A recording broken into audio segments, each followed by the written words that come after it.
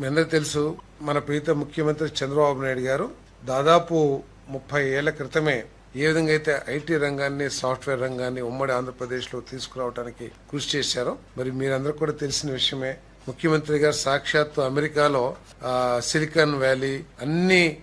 Software కంపెనీలకు వెళ్లి మన రాష్ట్రంలోకి సాఫ్ట్వేర్ రంగాన్ని తీసుకురావడానికి ఏ విధంగా ప్రయత్నం చేశారో, ఇప్పుడు మళ్లీ అటువంటి ప్రయత్నాన్ని క్వాంటమ్ వ్యాలీ స్థాపించడం ద్వారా, క్వాంటమ్ కంప్యూటింగ్ ని ఇక్కడ డెవలప్ చేయడం ద్వారా ఈ రాష్ట్రాన్ని మళ్లీ క్వాంటమ్ రంగంలో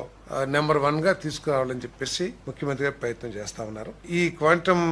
వ్యాలీ ఏదైతే ఉందో ఈ రంగాన్ని స్థాపించడం కోసం దేశంలో ఇతర ముఖ్యమంత్రులందరూ కూడా కృషి చేసినా కూడా అంతర్జాతీయ సంస్థలు IBM కానివ్వండి, టాటా కానివ్వండి, వీళ్ళంతా మన చంద్రబాబు నాయుడు గారు, ముఖ్యమంత్రి చంద్రబాబు నాయుడు గారి నాయకత్వంలో, ఐటీ మినిస్టర్ లోకేష్ గారు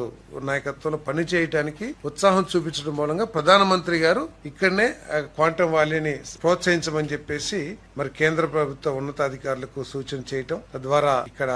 కార్యక్రమం చేయడం జరుగుతుందని చెప్పేసి నేను మనవి చేస్తాను. భారతదేశం క్వాంటమ్ కంప్యూటింగ్ రంగంలో 6th ప్లేస్ లో ఉంటే భారతదేశంలో ఆంధ్రప్రదేశ్